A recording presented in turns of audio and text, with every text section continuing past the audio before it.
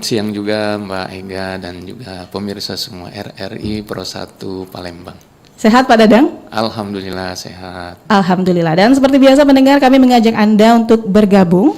Jika ada komentar ataupun pertanyaan ya, silakan menuju line telepon kami di 0711 369977 atau bisa juga melalui WhatsApp kami di 0821 7927 9090. Dan juga untuk dialog interaktif kita di kesempatan siang hari ini ya, ditayangkan juga di YouTube kita Pro 1 RRI Palembang dan aplikasi RRI Digital yang tentunya bisa diunduh melalui Play Store dan juga App Store.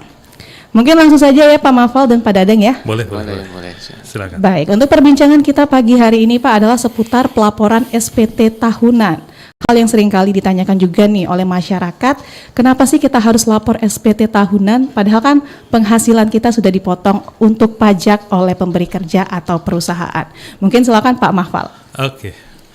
Baik Mbak Ega dan teman-teman pendengar RRI Pro 1 Palembang. Jadi memang kita sebagai wajib pajak sudah dipotong tentunya oleh para pemberi kerja gitu ya. Nah, namun juga ada beberapa orang yang penghasilannya tidak dipotong oleh pemberi kerja. Jadi sistem perpajakan kita di Indonesia ini namanya menganut sistem self-assessment.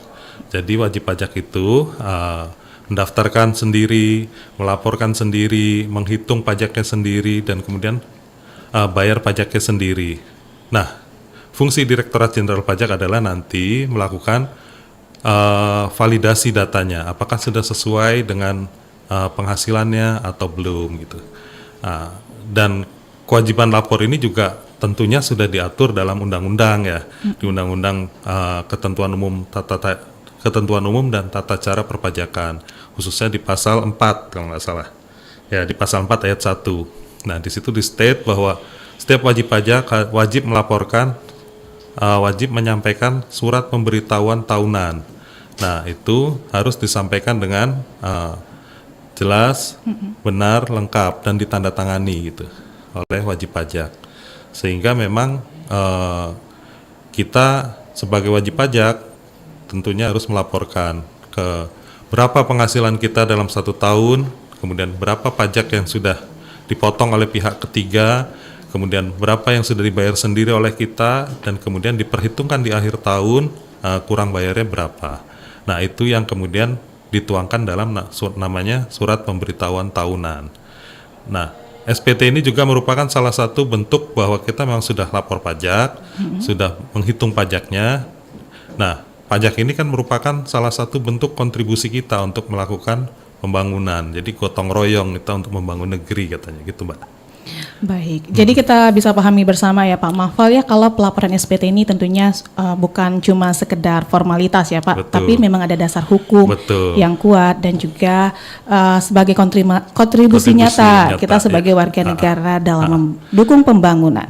Dan berikutnya Pak, terkait relaksasi dan perpanjangan jangka waktu pelaporan SPT tahunan ya, apakah istilah relaksasi dan perpanjangan jangka waktu ini memiliki perbedaan atau memang sebenarnya sama aja? Mungkin silakan dari Pak Dadang. Baik, terima kasih Mbak Ega. Jadi kalau misalnya kita bicara terkait dengan relaksasi dan perpanjangan jangka waktu pelaporan, ini boleh dibilang sesuatu serupa tapi tak sama gitu Mbak. Okay.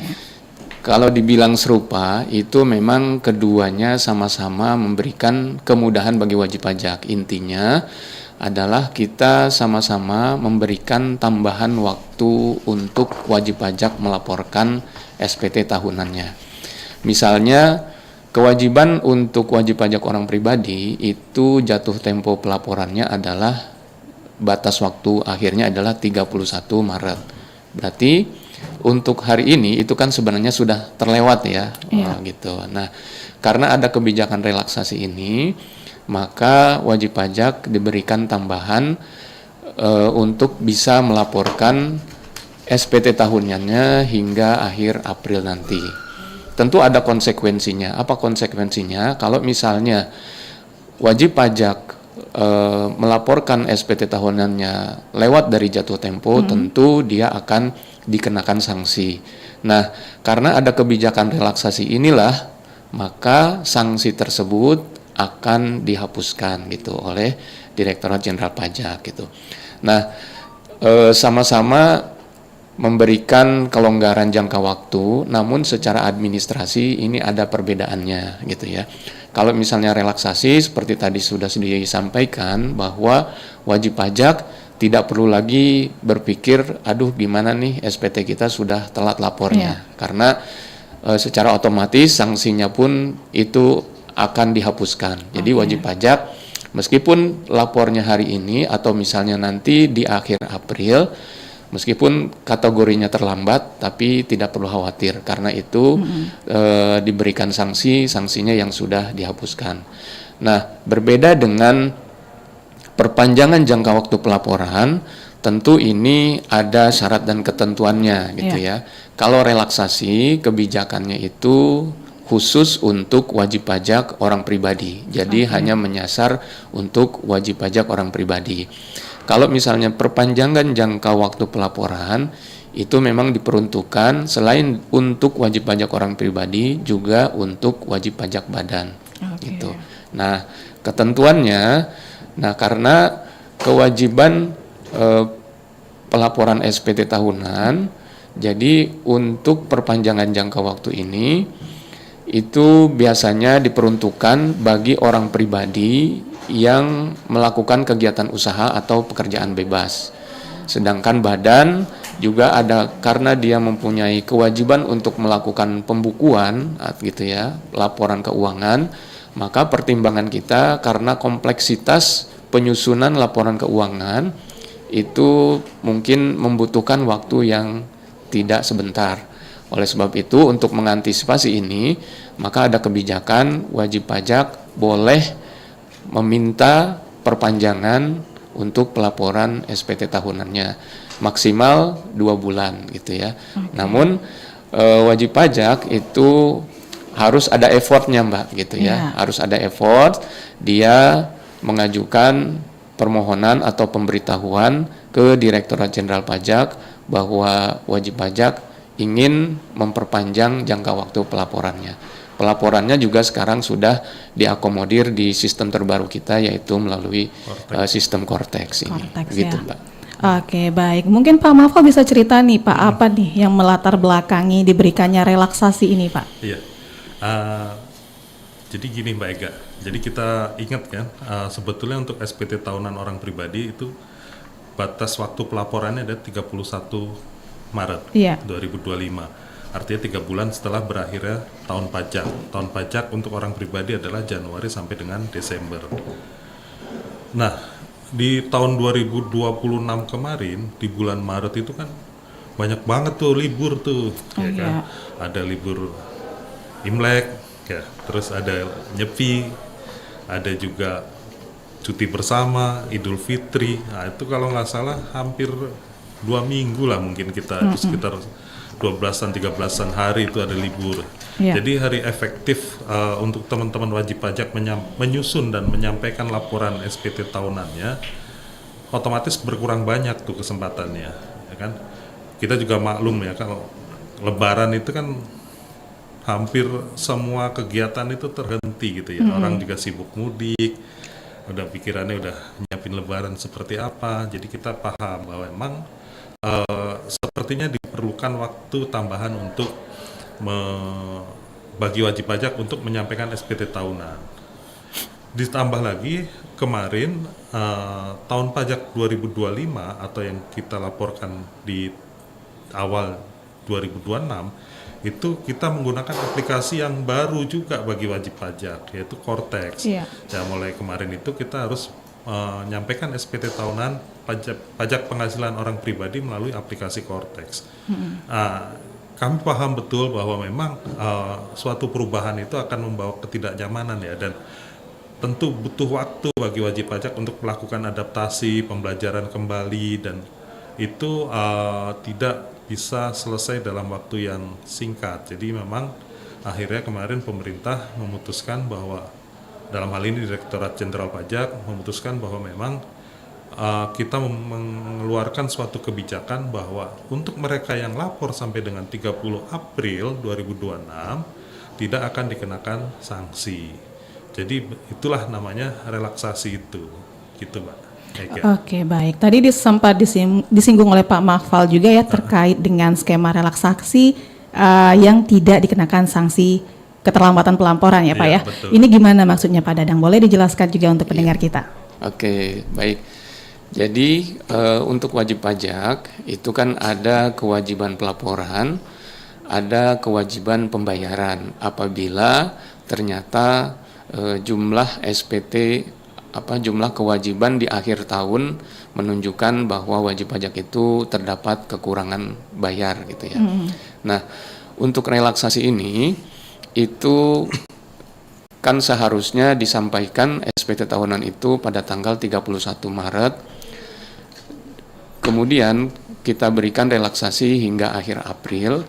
Kalau misalnya wajib pajak menyampaikan SPT tahunannya di April, misalnya di hari ini nih ya, nah itu kan dia sudah terlambat kalau secara aturan formalnya. Maka secara ketentuan pun setiap keterlambatan pelaporan itu akan dikenakan sanksi berupa denda sebanyak 100.000 untuk sanksi keterlambatan pelaporan. Kalau misalnya SPT-nya kurang bayar, itu pun akan dikenakan sanksi juga gitu ya.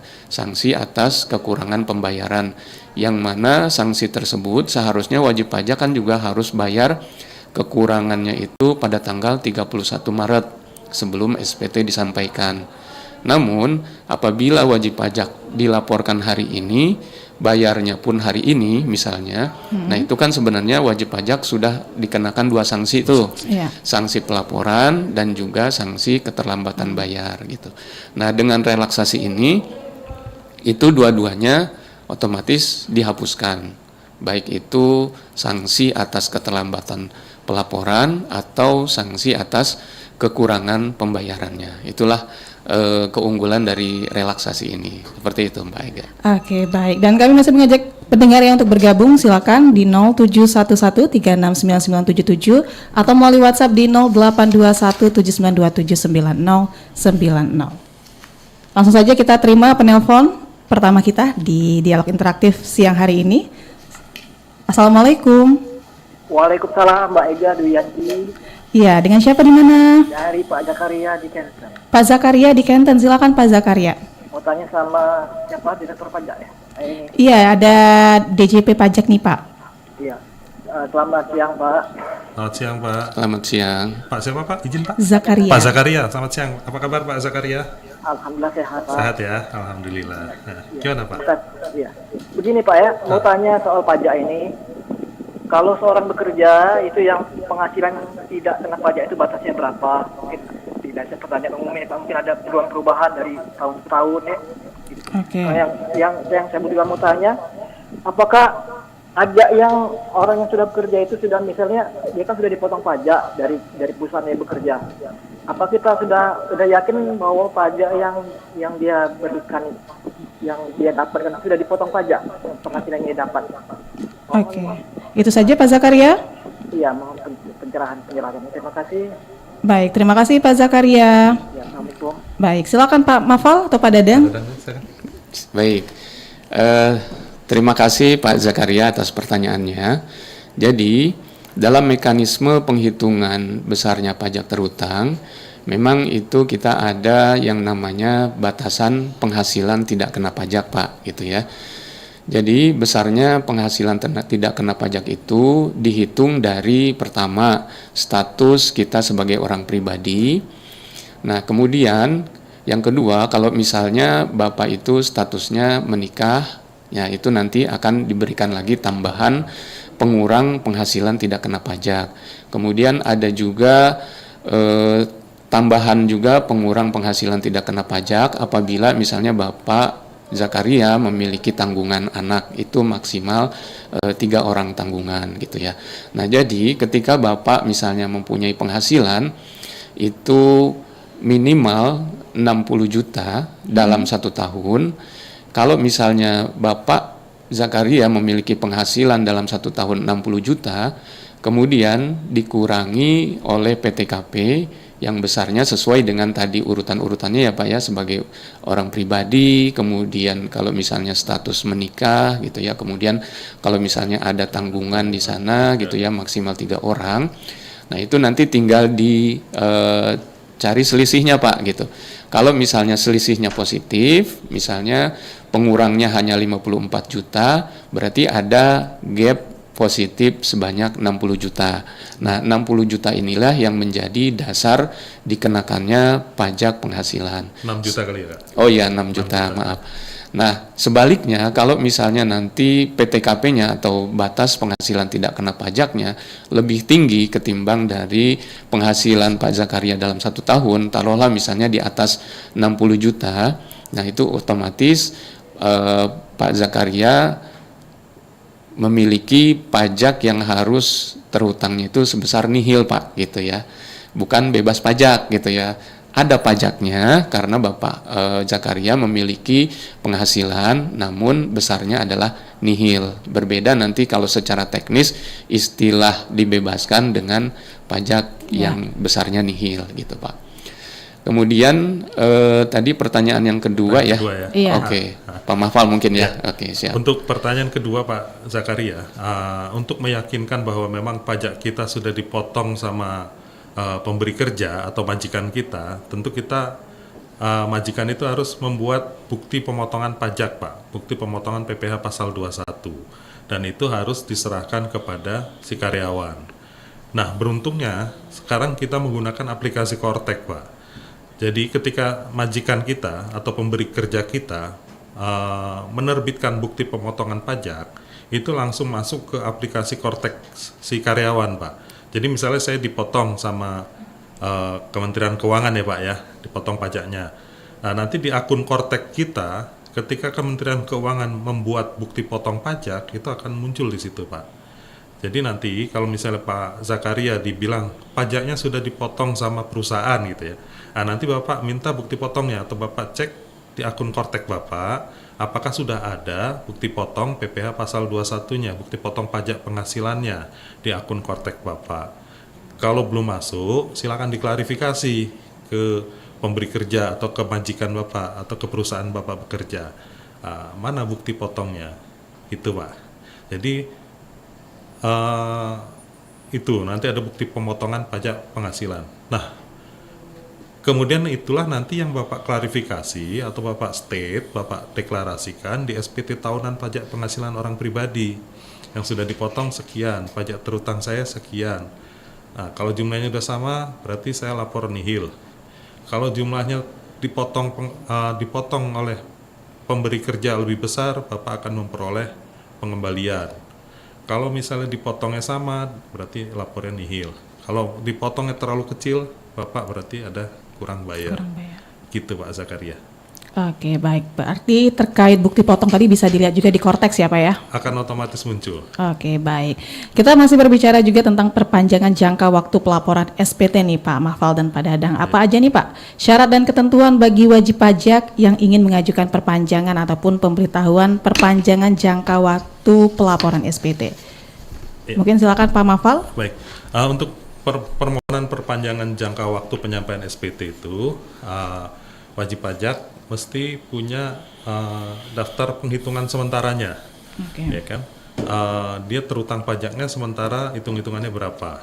Kemudian nanti dia harus menyampaikan juga laporan keuangan sementara yang menjadi dasar penghitungan pajak sementara tadi itu. Jadi harus ada buktinya, harus ada dasarnya laporan keuangan. Kemudian kalau ada kurang bayar disampaikan bukti store-nya, bukti store kurang bayarnya. Nah, kemudian ada nanti namanya surat pernyataan dari kantor akuntan publik atau kantor akuntan yang melakukan audit terhadap laporan keuangan perusahaan tersebut yang menyatakan bahwa memang proses penyusunan laporan keuangan atas wajib pajak tersebut belum selesai. Nah, kemudian kalau misalnya permohonan tersebut ditandatangani bukan oleh pengurus atau oleh kuasa, tentu dibutuhkan surat kuasa khusus untuk menandatangani permohonan perpanjangan penyampaian SPT tahunan tersebut, Mbak Ega. Gitu mungkin. Oke, itu Itu tadi ya Pak ya, untuk syarat dan ketentuan ya Iya. untuk dilampirkan dalam mengajukan perpanjangan atau pemberitahuan jangka waktu pelaporan SPT. Ada satu lagi Mbak Ega, syaratnya diajukan sebelum 30 April, Oke. ya, sebelum batas waktu penyampaian SPT tahunan berakhir. Gitu. Mbak Oke, Ega. baik. Dan pendengar, kami masih mengajak Anda untuk bergabung ya, silakan di 0711369977 atau melalui pesan WhatsApp di 082179279090. Langsung saja kita sapa penelpon berikutnya. Assalamualaikum. Waalaikumsalam warahmatullahi wabarakatuh. Dengan siapa di mana Pak? Dengan Ahmad Irwan di Bandung Timur. Pak Ahmad Irwan di Bandung Timur. Silakan Pak. Ini tentang masalah perpajakan ya. Iya Pak. Ya. Selamat pagi, assalamualaikum Pak narasumber. Waalaikumsalam Waalaikumsalam. warahmatullahi wabarakatuh. Saya sekeluarga Jawa Barat gitu ya. Tentang masalah pajak di sini kan. Karena hirup di Republik ini apa wujud terkena pajak. Tinggal di tanah sekian 10 meter persegi kena pajak, kan? Kalau tidak makanya di sini Pak, saya bertanya tentang masalah pajak PBW, pajak gudang kan P2 itu kan, yang dikelola oleh kepala daerah masing-masing kan, baik wali kota maupun bupati di sini. Nah di sini Pak, banyak di antara si masyarakat yang di lapangan kan gitu. Jadi dengan adanya ini, wah bayar pajak sudah cocok disalahkan di korupsi kan gitu. Itu asli masyarakat di lapangan seperti itu. Karena mungkin masyarakat kan lebih tahu bagaimana kasus-kasus penyelewengan pajak orang yang di atas kan sudah bekerja. Sedangkan hukumannya kan tidak jelas seperti itu ya, hukuman yang membayar pajak tidak jelas. Otomatis kan masyarakat tidak dibayar pajak, didenda, dikasih ini, dikasih itu kan. Nah sekarang bagaimana hukuman yang tidak jelas kepada penyelewengan pajak yang di atas kan tidak jelas sampai sekarang. Makanya di sini masyarakat Indonesia ditekan harus bayar pajak. Hal kecil pun juga kan, tadi juga katakan tinggal 10 km di tanah juga terkena pajak. Terus satu lagi Pak, ini kan saya pernah bikin akte jual beli kan, beli tanah. Kayak aturan sini, kalau di atas 60 juta bisa terkena pajak PPH dan PPHTP di sini kan. Karena 2 kali kena pajak kan seperti itu, sehingga harus dibayar pajaknya dulu, itu penjual dan pembeli. Belum dibayar, belum dia datang pihak PPHT. Nah bagaimana sekarang Pak? Sekali sesuatu dicocol masalah pajak. Nah bagaimana untuk menghilangkan asumsi di masyarakat bahwa makanya PBB sering tidak mau bayar masyarakat kepada desa. Ini desa yang kena beban yang harus menutupan. Kalau desa tidak bisa menutup pajak sekian, maka ADD ditahan, otomatis desa yang mengalah. Masyarakat banyak bayar pajak karena mungkin dicontoh oleh orang yang di atas. Terima kasih Pak. Ya, Assalamualaikum. Waalaikumsalam warahmatullahi wabarakatuh. Baik. Terima kasih Pak Ahmad Irwan ya di Bandung Timur. Silakan Pak Mafal. Oke, baik Kak. Pak Ahmad Irwan di Bandung Timur. Wah, nyampe juga ya. Iya, nyampe juga nih pendengar setia nih Pak. Kumaha damang Pak Ahmad. Sebelah saya ini Pak Dadang ini orang Sunda juga nih Pak Ahmad nih. Kebetulan ditugaskan di Palembang. Nah, sama saya juga, istri juga orang Bogor ini Pak. Baik Pak Ahmad, memang salah satu alasan masyarakat memang kurang taat atau kurang patuh membayar pajak selain masalah ekonomi juga mungkin karena mereka melihat bahwa dalam tanda kutip masyarakat melihat, menurut masyarakat bahwa memang masih menurut Pak Ahmad tadi dicontohkan di atas gitu ya, mengenai pengelolaan pajaknya mungkin kurang benar atau mungkin gimana gitu ya Pak, terkait juga pemanfaatan dana pajak yang ada sudah dialokasikan kepada masing-masing satuan kerja Satker gitu ya, atau mungkin ke Pemda atau ke dinas atau mungkin ke kementerian. Nah memang ini juga merupakan concern bagi pemerintah saat ini untuk turut memperketat perlakuan atau pemanfaatan dana masyarakat yang dikumpulkan melalui pajak. Ini juga merupakan keprihatinan bagi kami dan mudah-mudahan ke depan akan semakin lebih baik pengelolaan uang pajak kita Pak, sehingga masyarakat akan lebih sukarela untuk membayar pajak karena mereka akan merasakan langsung manfaatnya. Mungkin saat ini masyarakat tidak merasakan langsung ya, walaupun mungkin tiap hari kita sebenarnya merasakan manfaatnya secara langsung. Memang yang sudah bayar pajak tidak ada kontribusi langsung gitu ya. Cuma tiap hari kita lewat jalan itu juga sebenarnya berasal dari pajak. Lewat jembatan juga dari pajak. Ke rumah sakit, ke puskesmas juga semuanya berasal dari pajak. Sehingga memang kita tetap mendorong kepatuhan masyarakat untuk turut berpartisipasi dalam pembangunan. Itu mungkin Mbak Ega. Oke, Pak Dadang ada yang mau ditambahkan? Mungkin sedikit saja Mbak Ega. Saya sedikit mengutip pernyataan dari Menteri Keuangan kita yang sebelumnya nih, Bu Sri Mulyani nih.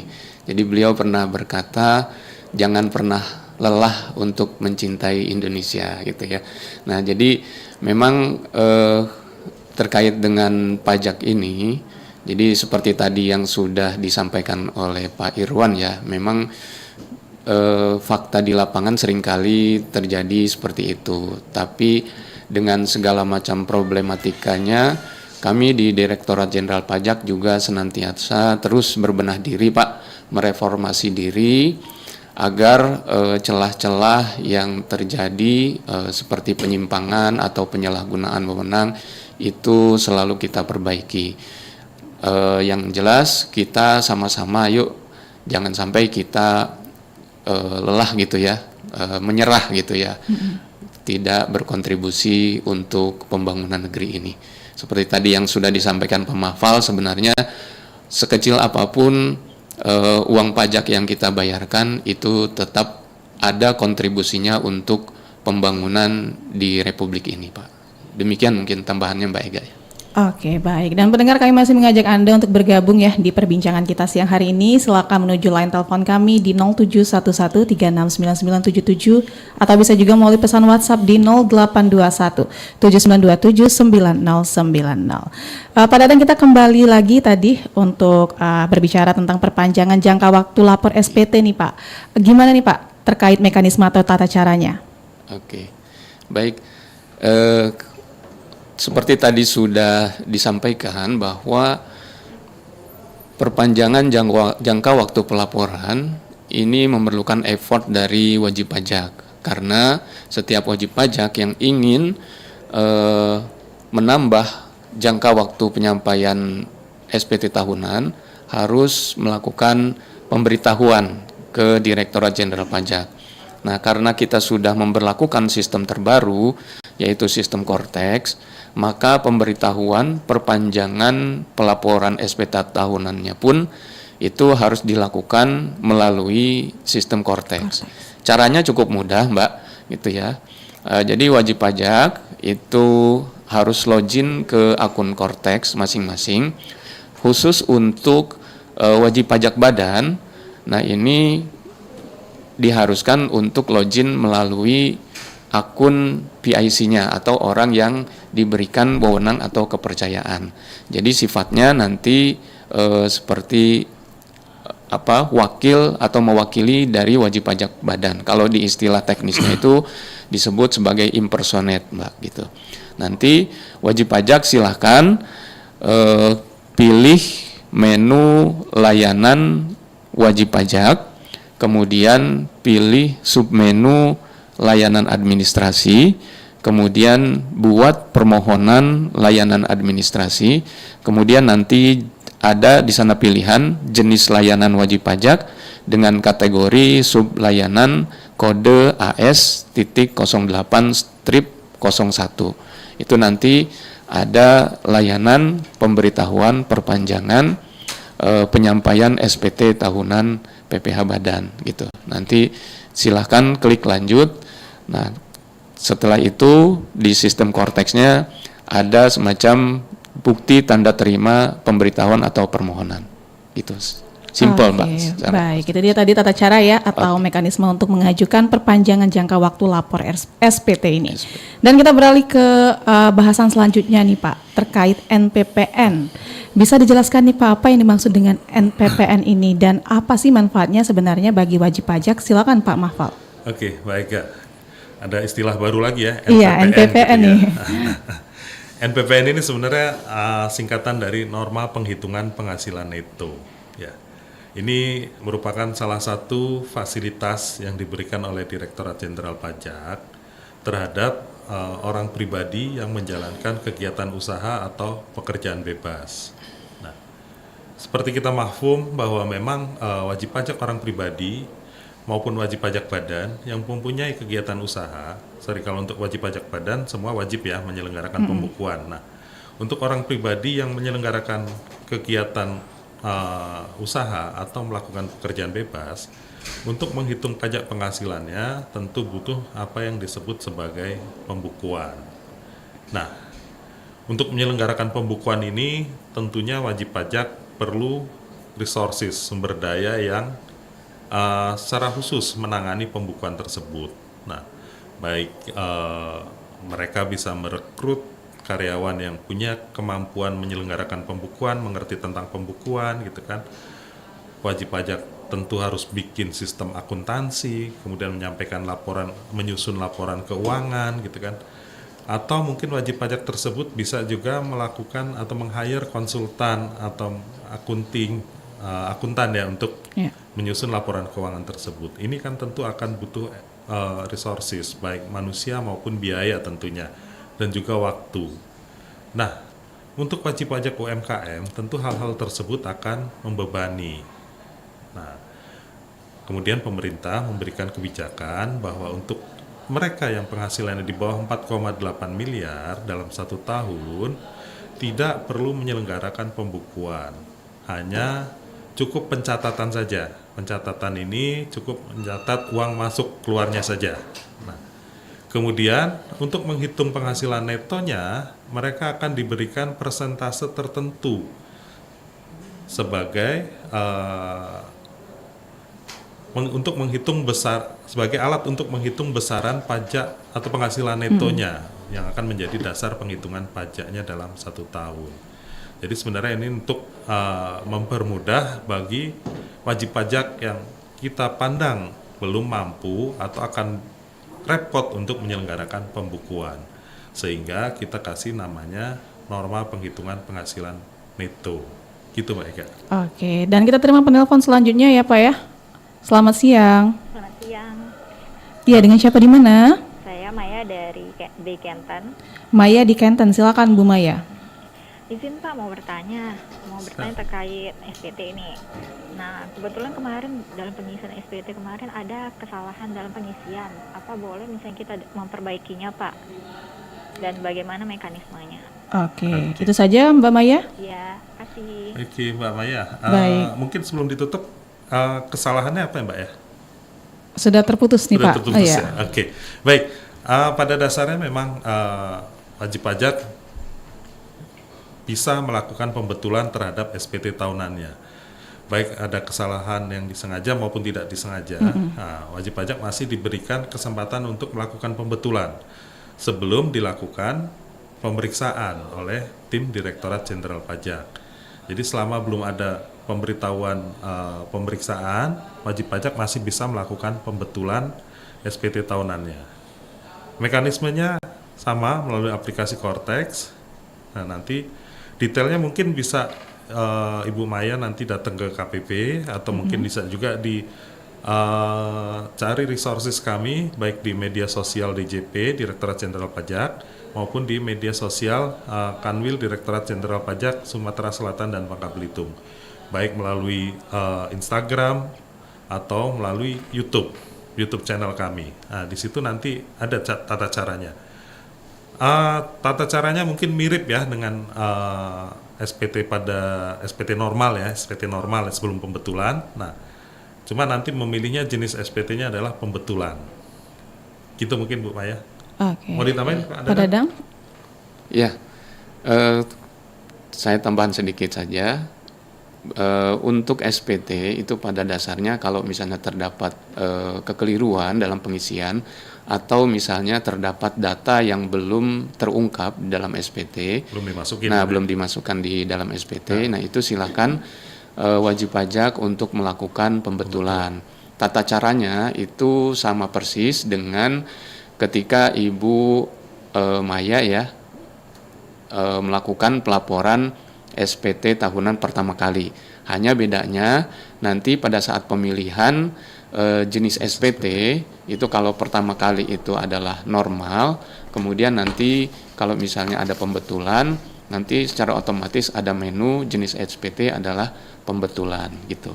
Nah, selebihnya nanti silahkan formulirnya, nanti di formulir Cortex itu ada tombol yang menu berupa posting SPT. Nah, nanti sebelum mengisi silahkan klik tombol posting SPT. Itu fungsinya adalah untuk memanggil data-data sebelumnya atau data-data yang sudah pernah terisi dalam SPT.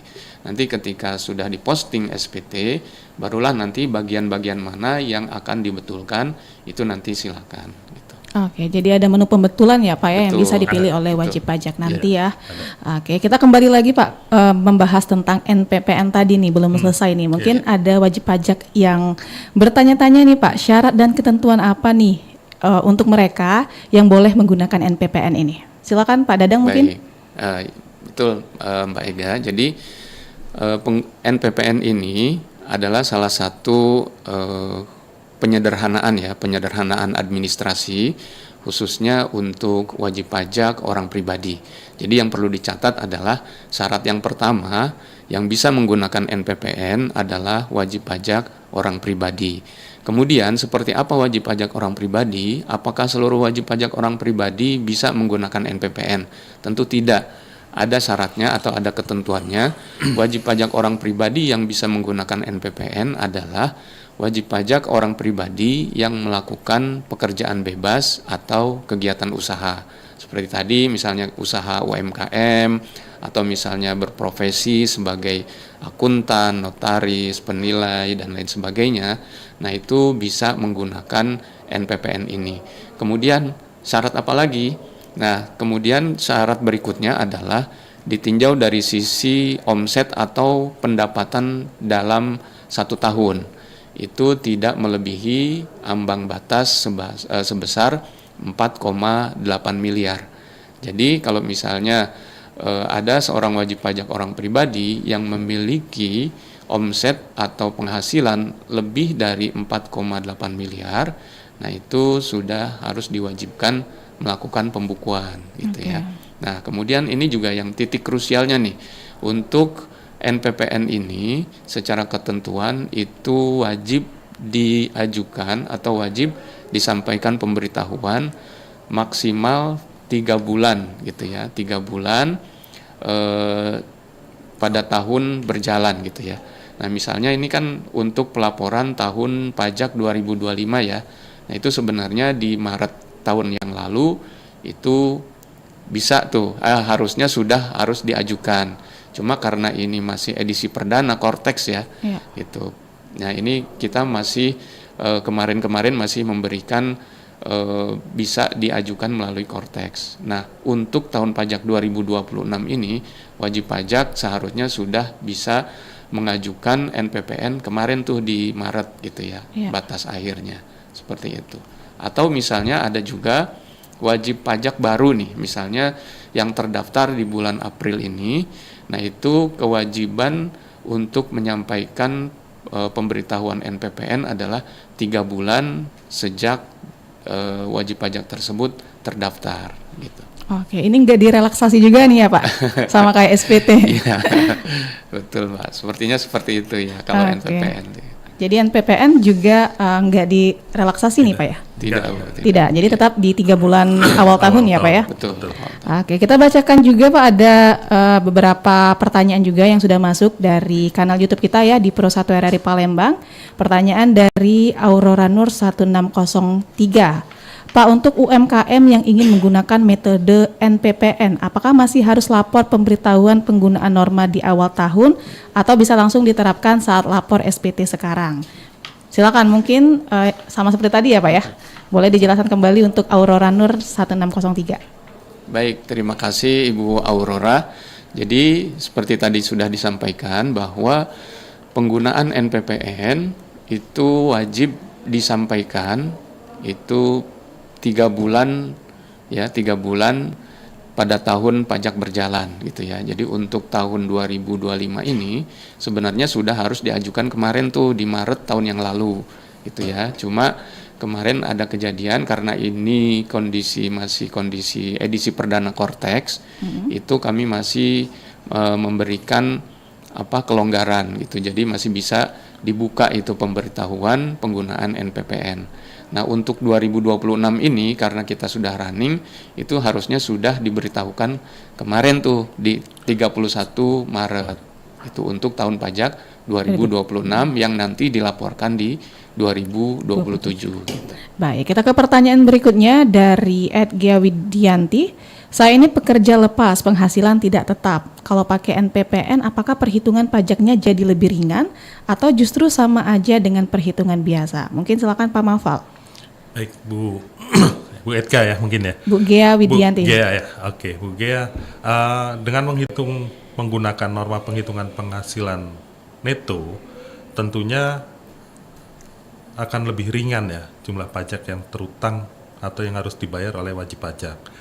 Karena kalau kita Bu Gea misalnya sebagai karyawan, ya kan, itu semua penghasilannya akan masuk menjadi dasar penghitungan penghasilan neto. Nah, ketika menggunakan NPPN, jumlah penghasilan yang menjadi dasar pengenaan pajak penghasilan adalah sebesar penghasilan netonya saja. Jadi setelah dikalikan dengan persentase yang telah ditetapkan untuk jenis usaha tertentu misalnya. Jadi kalau misalnya, kecuali misalnya pembandingnya adalah Bu Gea melakukan pembukuan. Nah, pembukuan tentu akan sesuai dengan kondisi sebenarnya. Artinya ada kemungkinan labanya lebih besar daripada persentase tersebut, ada kemungkinan juga penghasilannya lebih kecil dari persentase yang telah ditentukan oleh norma itu. Jadi ada dua kemungkinan, bisa lebih besar, bisa lebih kecil. Gitu Bu Gea. Oke, ini ada pertanyaan selanjutnya dari Andi Karnain, masih di YouTube kita Pro 1 RRI Palembang. Kalau saya beli rumah dan mau dihibah untuk anak saya yang masih belum wajib pajak, pajaknya jadi lapor di SPT saya kah Pak? Boleh, silakan Pak Dadang. Ya, terima kasih. Jadi dia beli rumah ya, kejadiannya beli rumah, kemudian akan dihibahkan ya. Untuk anaknya yang belum wajib pajak. Untuk anaknya yang belum wajib pajak. Baik, sebelumnya kami ingin menyampaikan dulu konsep dari perpajakan kita, terutama setelah diberlakukan sistem Cortex ini. Ini kita menegaskan kembali bahwa konsep perpajakan kita itu adalah menganut family tax unit gitu ya. Jadi family tax unit itu seperti apa maksudnya? Jadi satu unit keluarga itu kita anggap sebagai satu entitas gitu ya. Jadi siapa penanggung jawabnya? Penanggung jawabnya adalah kepala keluarganya. Makanya sebelum SPT disampaikan itu kita sudah gencar mensosialisasikan untuk istri yang statusnya menikah yang memperoleh penghasilan dari satu pemberi kerja, itu kita arahkan untuk digabungkan saja pelaporannya kepada SPT suami, karena kita ingin kembali meluruskan bahwa family tax unit ini adalah penanggung jawabnya adalah suami. Nah, kembali lagi kepada kasus Bapak tadi, kalau misalnya Bapak memiliki satu aset yang nantinya akan dihibahkan kepada anak. Nah, sebenarnya kalau misalnya secara pelaporan itu tetap dilaporkan di SPT punya Bapak sebagai kepala keluarga gitu. Nanti kalau misalnya anak Bapak sudah boleh dibilang cakap secara hukum dan bisa mandiri, itu bisa memiliki kakak tersendiri, kartu keluarga tersendiri. Nah, pada saat itulah bisa nanti aktivasi akun Cortex tersendiri, baru nanti pelaporan asetnya bisa dilaporkan secara tersendiri oleh putra Bapak tadi gitu. Oke, Pak Mafal ada yang mau ditambahkan? Ya, pada dasarnya memang seperti disampaikan sama Pak Dadang bahwa untuk anak yang belum cukup ya, belum cakap secara hukum, pelaporannya memang masih di akun Cortex atau di SPT tahunan orang tuanya, baik ya. Gitu. Oke, kita beralih ke pertanyaan selanjutnya di YouTube kita Pro 1 dari Yuhana Safitri 08. Pak, tanya dong, kalau misal balik nama sertifikat rumah, katanya harus ke lapor pajak dulu ya, atau gimana ya Pak? Silakan nih, Pak Dadang ya. Iya. Terima kasih Bu Yohana. Yohana ya. Baik. Memang untuk proses balik nama sertifikat itu ada persyaratan bahwa si penerima hak harus menyelesaikan dulu kewajiban perpajakannya, gitu ya. Nah, terkait dengan kewajiban perpajakan itu ada 2 jenis pajak di sana yang muncul. Pertama adalah pajak atas penghasilan dari pengalihan hak atas tanah dan atau bangunan atau PPHTB. Siapa yang berkewajiban membayar pajaknya? Yang berkewajiban membayar pajak dari penjualan ini adalah si penjualnya selaku yang menerima penghasilan, gitu ya. Itu besarnya sekitar 2,5% dari nilai transaksi. Kemudian jenis pajak yang kedua adalah bea perolehan hak atas tanah dan atau bangunan, ya, atau yang kita singkat sebagai BPHTB. Kepada siapa kewajiban BPHTB ini? Kewajiban BPHTB ini dibebankan kepada si pembelinya, gitu ya. Jadi kalau misalnya Bu Yohana tadi sebagai pembeli, maka Ibu berkewajiban untuk membayar BPHTB. Adapun penjualnya itu berkewajiban untuk membayar PPHTB, gitu ya. Kecuali kalau misalnya PPHTB-nya Ibu yang bayarin, ya itu silakan saja. Tapi kalau secara administrasi perpajakan, jenis pajak yang muncul adalah 2 tadi, PPHTB dan BPHTB. Nah, ketika kedua jenis pajak ini sudah dilaksanakan, nah itu nanti ada prosedur atau ada proses yang namanya validasi. Kalau dulu istilahnya validasi surat setoran pajak. Itu nanti bisa dilakukan dengan bantuan PPAT sebagai pejabat yang ditunjuk oleh kantor pertanahan, gitu ya. Baru setelah itu, setelah kewajiban validasi pembayaran pajaknya itu selesai, barulah nanti bisa didaftarkan ke kantor pertanahan, gitu. Oke, baik. Kita kembali ke bahasan tentang NPPN tadi ya Pak ya. Untuk wajib pajak nih Pak yang mau melakukan permohonan atau pemberitahuan penggunaan NPPN ini, tata caranya gimana nih Pak? Silakan Pak Mafal. Baik ya. Untuk wajib pajak yang mau menggunakan NPPN ini, norma penghitungan penghasilan neto ini, memang bisa melakukannya melalui Kortex ya, tetap di Kortex. Nah, nanti di Kortex itu ada namanya menu layanan wajib pajak. Ya, di situ kemudian nanti wajib pajak memilih namanya layanan administrasi. Ya. Setelah itu kita pilih tuh apa aja di situ layanan administrasi aja, apa saja. Nanti kita pilih buat permohonan layanan administrasi. Nah, di situ nanti baru kita pilih jenis pelayanan wajib pajak apa gitu kan. Nah, di situ nanti ada kategori sublayanan berapa nih nomornya? AS0401. Oke. Ya, baru kemudian klik lanjut gitu ya di situ. Nanti setelah itu setelah klik lanjut nanti akan muncul beberapa proses berikutnya. Kemudian akan ada muncul, tinggal diikuti aja langkah-langkahnya nanti di aplikasi Kortex itu, sampai kemudian muncul persetujuan dari KPP, dari kantor pelayanan pajak ya. Kalau nanti mungkin penjelasan saya kurang jelas, bisa juga dicek di YouTube, kita ada tuh di situ tata caranya. Sudah ada tutorialnya ya Pak ya? Tutorialnya sudah ada, step by stepnya. Cuman intinya memang memilih layanan subkategorinya AS0401. Gitu Mbak Ega. Oke, baik. Dan Pak Mafal dan Pak Dadang, karena lintas waktu juga sudah hampir menunjukkan pukul 11 waktu Indonesia Barat ya Pak ya. Cepat juga ya. Iya, nggak terasa nih. Mungkin bisa disampaikan juga nih Pak pesan-pesan untuk para wajib pajak nih Pak yang hari ini mendengar dialog kita. Silakan Pak Mafal terlebih dahulu. Saya dulu ya, Kang Dadang ya. Punten ini. Baik, memang pemerintah dalam hal ini Direktorat Jenderal Pajak memberikan relaksasi tidak menerbitkan atau tidak mengenakan sanksi bagi wajib pajak yang melaporkan SPT tahunannya sampai dengan 30 April 2026 untuk SPT tahunan PPH orang pribadi ya, Mbak Ega ya. Namun kita tidak pernah tahu ya. Menurut saya sih lebih cepat lebih bagus gitu kan. Kantor pajak juga mungkin tidak sekredit nanti kalau kita tunda-tunda gitu kan.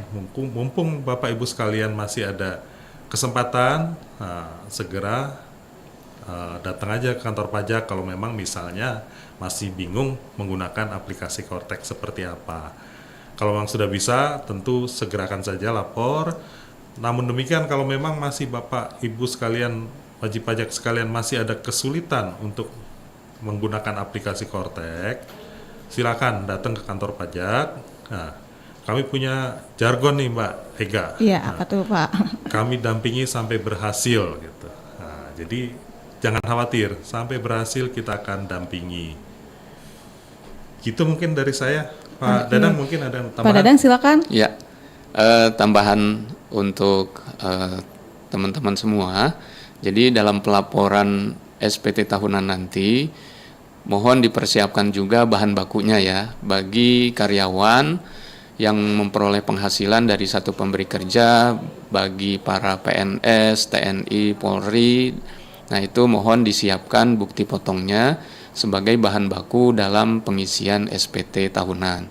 Kalau misalnya teman-teman semuanya sebagai pengusaha atau melakukan pekerjaan bebas, nah itu jangan lupa disiapkan pencatatannya gitu ya. Nah kemudian bagi wajib pajak badan atau bagi wajib pajak orang pribadi pengusaha ya yang melakukan pembukuan gitu, nah ini tidak perlu khawatir juga gitu ya.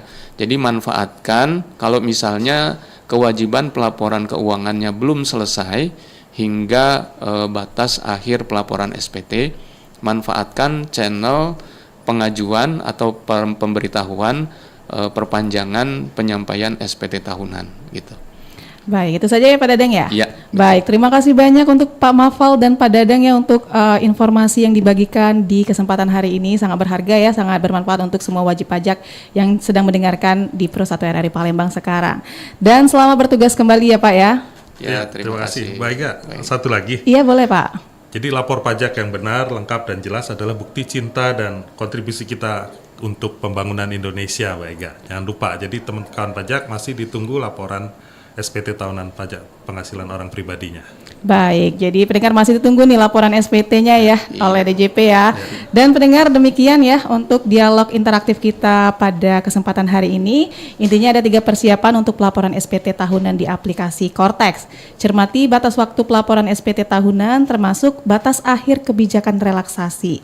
Siapkan dokumen sumber untuk pelaporan dan manfaatkan juga prosedur permohonan dan pemberitahuan penundaan jangka waktu pelaporan apabila dokumen laporan keuangan belum siap sampai batas akhir kewajiban pelaporan. Jadi jangan ditunda ya untuk pelaporan SPT-nya, lakukan hari ini juga. Sampai jumpa di dialog interaktif berikutnya, Pajak Tumbuh Indonesia Maju. Baik pendengar, saat lagi kami juga akan mengajak Anda untuk mengikuti dinamika olahraga. Jadi pastikan Anda terus bersama kami di Pro 1 RRI Palembang, kanal informasi dan inspirasi. Hey Bel, bawa bekal apa kamu hari ini? Ya biasa, sama aja.